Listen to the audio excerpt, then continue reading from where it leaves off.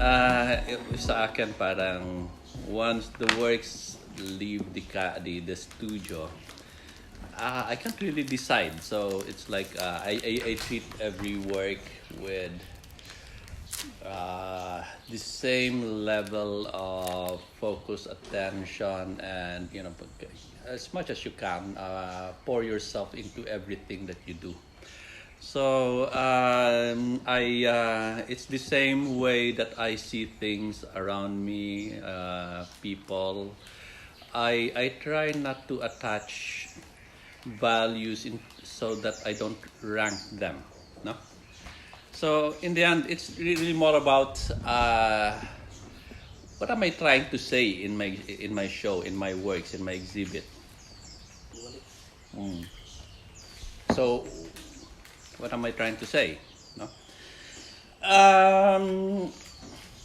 My recent works, parang in many ways, no, parang it's reflective of what I want to accomplish as my to signify in this world. So how do I want to be noted? How do I want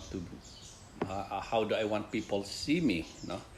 So and that's what I want to accomplish in my works. No, I want to enable people to see themselves in more defined terms, in ways by which they can the viewers can understand themselves within the dynamics of culture, ideologies, and societies, yung mga ganon, no? So parang I like to I'm very concerned or interested in things that define worldviews. So like in this case, much of the worldview that tell us who we are predetermined by the powers that colonize us. No? So in other words, there's a lot of wrestling with the colonial legacy, and much of that is actually came in the package of religion. So there's a lot of theology and the symbols and the forms that were left behind by our colonial rulers. Ganon. So,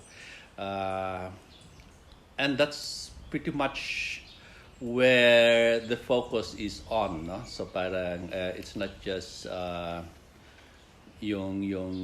culture that was left behind by the Spaniards by leaving behind a mentality of our subservience to the supremacy of the clergy. But more than that, it's really the form where or the worldview where we look at the world in terms of our fear of what happens in the afterlife, mga ganon, no? So and this allows the institution, the church mainly, to have like a hegemony over our existence, and is carrying us into a sense of submission, no? So yeah, malaking bagay yan. So, ano po ba ang papel ng sining sa lipunan? Okay, so, Tagalog na naman, ano? So, what does art do in society? It does a lot of things, no? Among others. But if you look back in history, art's function used to be very liturgical. No? So when we used to have a very religious worldview, it was art that provided the experience, the form, that concrete encounter with that so-called sacred. No? So it is encountered concretely in giving shape to sacred or divine personage, you know. So yeah, like you give form to the image of Jesus, the saints, Mary, and then you create songs. oh, and thunders, no? That gives us that sense of encountering the other world that promised, you know, afterlife, yung ganon. Um, that used to be the case, but that was very very tawag nito, powerful in creating an anticipation of what it's going to be like in the afterlife. Ganon. But it has moved away from that since, no? So, and when the church was no longer in a position to control our lives, other powerful entities followed, no? So you have the state. So the state took over and design and projecting itself as that divine authority in controlling our lives.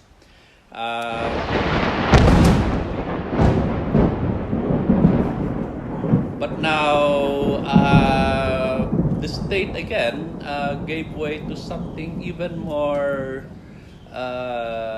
powerful, but in a more plural kind of way. No? So you have the big corporations defined in so many terms, no? But mostly in our consumerist way of life. So and the theology of the divine has also, I would say, devolved in many forms, no? But mostly enshrining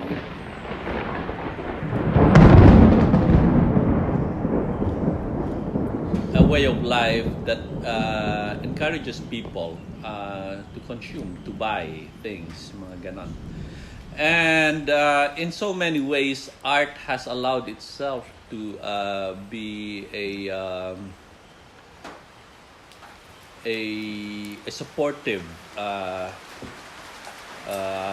instrument of this social order. I think one of the things that's coming out lately, is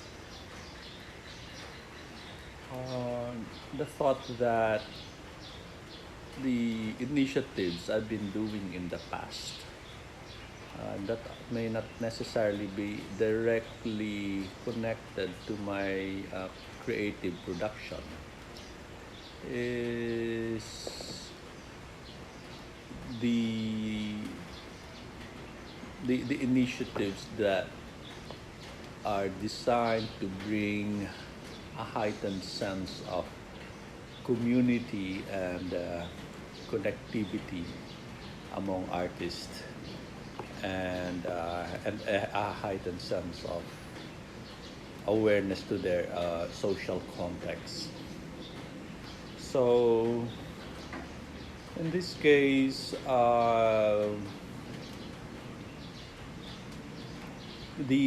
the situation, yung pandemic situation, was a major catalyzing event that helped hasten the development towards the establishment of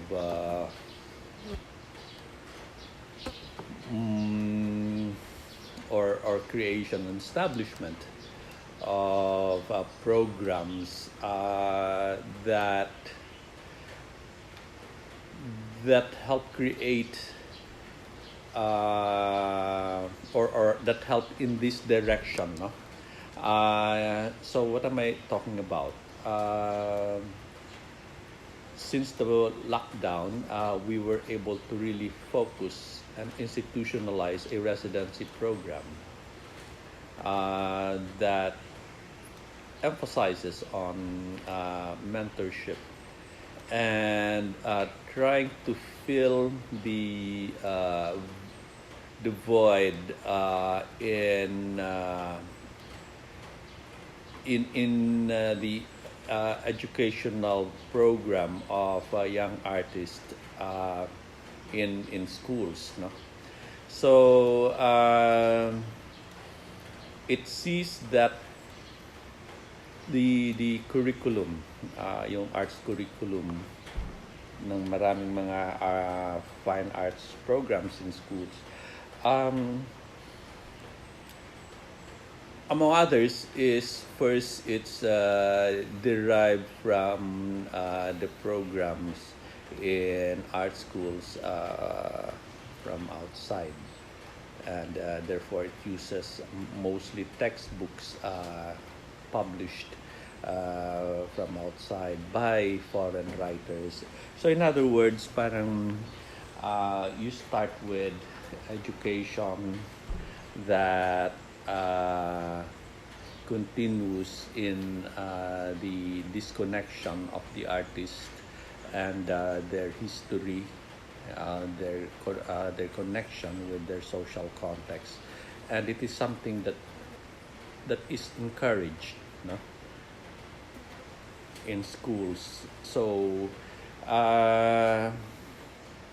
so what the lockdown was able to do was it gave us time and consolidate our resources to commit it to the creation, the formation of these programs designed to recalibrate art education in such a way that it becomes more sensitive, responsive, and seeks to be more relevant to what's going on in society. So, in other words, this is a major realization for me, because I mean these are things that you just think about when you don't match it with actions, no? So and it's so easy to think about a lot of things and come up with ideas, things you just kind of just that place in your mind, things that you can talk about with other people. But it's very different when you actually get down and commit yourself entirely to it, you know, and commit your resources and your focus to it, and with the few graduates that we are able to generate within this very short span of time, the outcome is very encouraging. And I think the best part about it is we all learn in the process, we all grow in the process.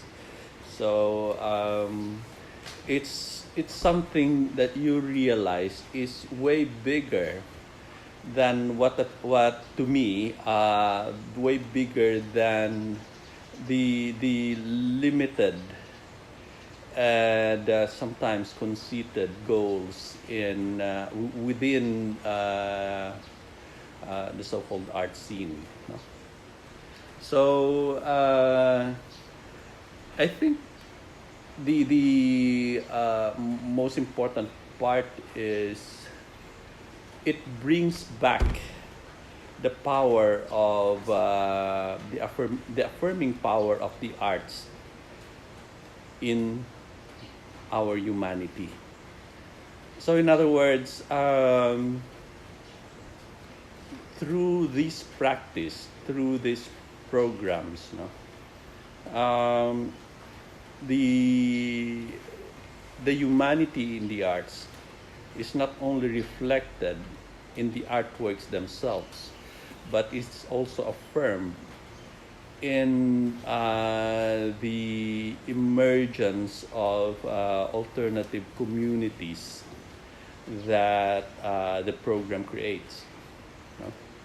So there's something mechanical in the creative process. Oftentimes you mine a lot of stock images, forms, and compositions that have been explored in the past. No? And that that tendency oftentimes become inevitable, as it's so integral to who you are as an artist. And sometimes other facets of your life move faster than other things. Like in this case, there are conditions that restrain the creative process. So, like, it's something that you're so used to doing that it's as regular and it's as normal as breathing. No? Repetition of the familiar is, in that case, inevitable. But there are instances where certain new paths are kind of started but not thoroughly explored yet.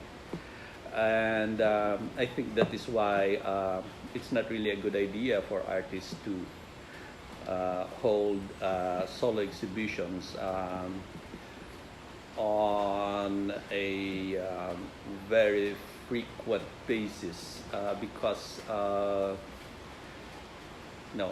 exploration and developing and trying to allow new forms, new ideas to mature takes time.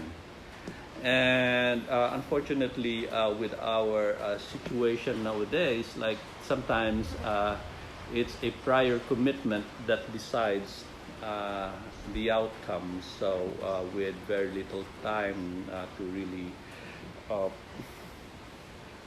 kind of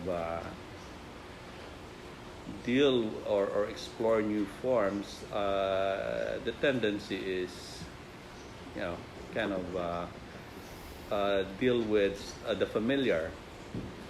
But then on the other hand, the familiar to the artist is not necessarily already familiar to the viewers. And the other part is an idea needs to be constantly reiterated from time to time in order to really sink into the consciousness of the public. So there are two sides to this. No? Sometimes you have to repeat some things over several iterations. But at the same time, there's also a side that compels you to look out for new things, new ideas, new directions. No? So these are the tensions that you wrestle with as an artist. And so I guess in this case, it's something that you just have to wait to come to you at some point, when it's not there yet, or you can actually start on something and and take the risk of venturing into new uncharted directions. So and these are the options, that's in front of the artist as a creative person. Okay, so what keeps me busy these days? What really excites me right now actually are several prospects concerning the development of programs that I think is relatively new, in the area of residencies. Unlike other residencies, the program that I have mentioned earlier here in Alfonso, Cavite, we call it Linangan. The program emphasizes on mentorship with so this is based on the view that the learning we got from art schools are not enough. So one can take this as something of a like a master class, no? So you get into something more in depth, more specialized, and it's also a program that helps the individual artist to develop a heightened self-awareness and a sharper sense of direction. No? So I think the creative process requires one to really know oneself on a deep level in order to really know the kind of expression, the kind of idea, the kind of the world, the kind of or the way they see the world and the way by which they want to respond to it, no? And the way by which they want to frame it in a creative way. No?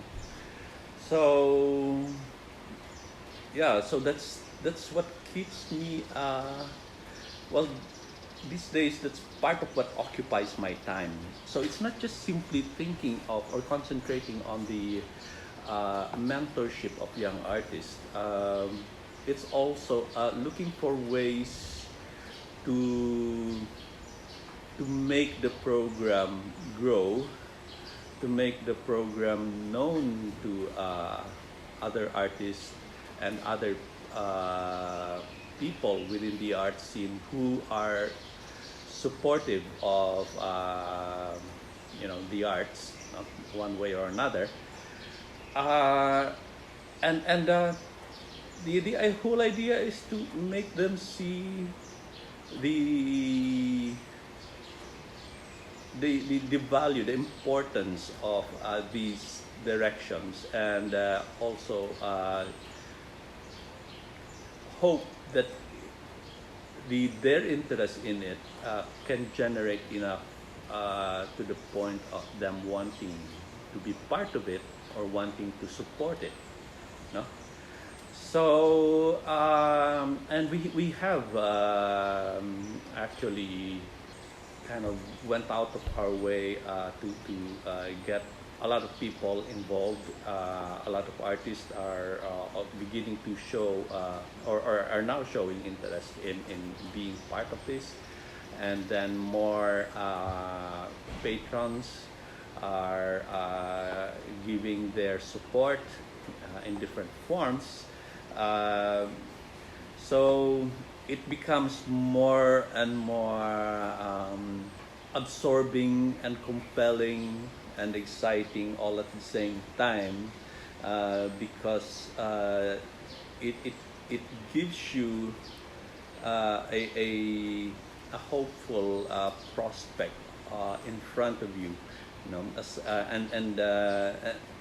and seeing how this initiative can be instrumental in empowering the artist and also enabling them to sharpen their vision and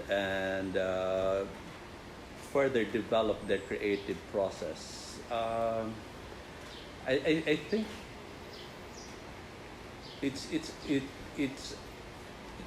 actually what's this an elating I don't know, something that's really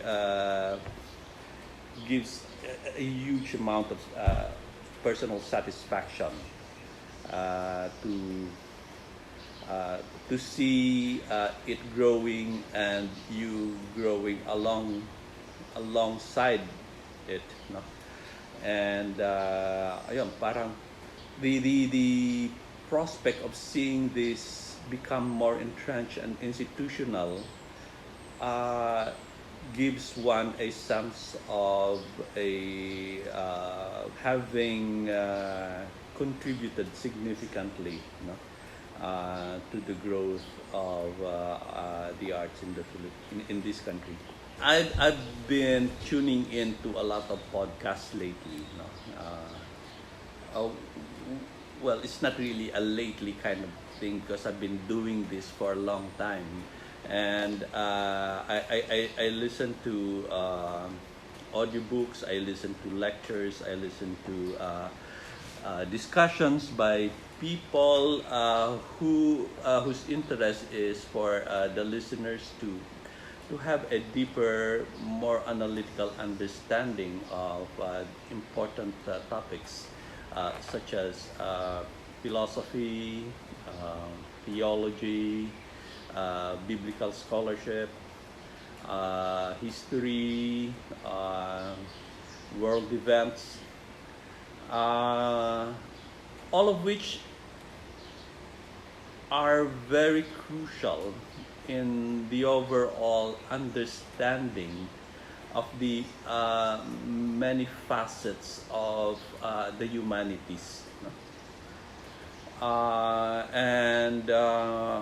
I'm not really keen on specializing solely on the arts, but you will realize that if you try to get as much learning as you can from different perspectives, it only deepens your understanding of art itself, no? Not just from on a peripheral level, but more in terms of the understanding of or an appreciation of how ideas evolve or sometimes devolve through time, and how they're reflected in creative expressions, and how such expressions in turn solidify and perpetuate ideas. So ideas turning into ideologies, being kind of fortified into cultures. No? And sometimes, like when you are very much into that, you'd think that it is something that's been around like for ever since, you know, not realizing that certain new ideas are actually what causes the transition from one worldview to another. So, for example, we now live in a time where religion means so little in terms of defining our worldviews, no? and not too long ago, that wasn't even the case.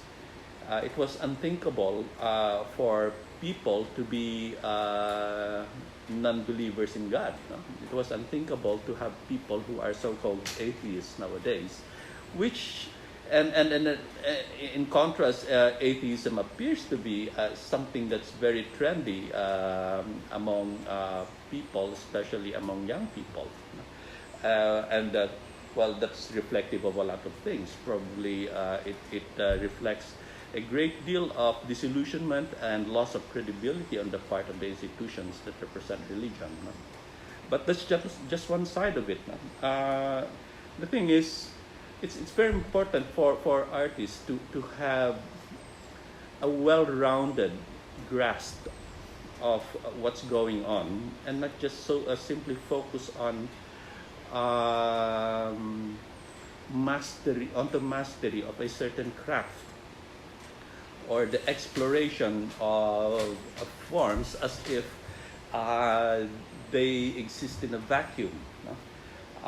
So in other words, it's not healthy for artists to confine themselves solely to spaces and worldviews or perspectives that support their own subjectivities. No? So yeah, that's why. And the best part about it is you don't even have to sit down and read because that takes up so much of your time. All you have to do is listen, and while you're listening, you can actually focus on your work. So you can it's one of the things that you can do simultaneously. You're actually what you call multitasking. You're engrossed in your creative activity, and but at the same time, you are also learning. You are also enriching yourself with more knowledge, more wisdom. No? So. And it also helps you to focus and not to be distracted, because like nowadays there are so many distractions. Many young people are so attracted to what is being circulated on the social media, and then that usually forms the basis by which they think defines their humanity. No? And in effect, it in many ways serves to devalue or lower their understanding of things, of culture, and but I guess the most detrimental effect is it heightens their numbness. Because they no longer are sensitive to the realities of things around them. They're no longer sensitive to the pain of people who suffer from injustice, from oppression, things like that. And in fact, these words are often looked down with derision, as if it's so uncool, So that seems to be what's this? The current culture, So I think it's very important that one needs to focus on this. On knowledge, on information that enables one to be in better control of their lives than to be swayed by the many machinations of the social media, which is basically instruments of bigger powers behind it. So yeah, so the title of my most recent exhibit is Repaso, or review, or looking back, kind of a reflection or reflecting on things of the past and how they affect us in the present. And so just like what I mentioned earlier, it raises the importance of that in-depth and intimate understanding of our past, in able to better understand ourselves at the present, and of course have more and to be empowered in charting how the future will be shaped, will be directed. So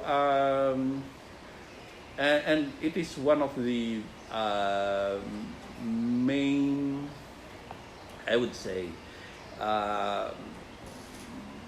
main dilemmas of our nation is that it has very little understanding of its past, and the little understanding that we know about our past is oftentimes distorted or swayed along the version of those who have colonized us.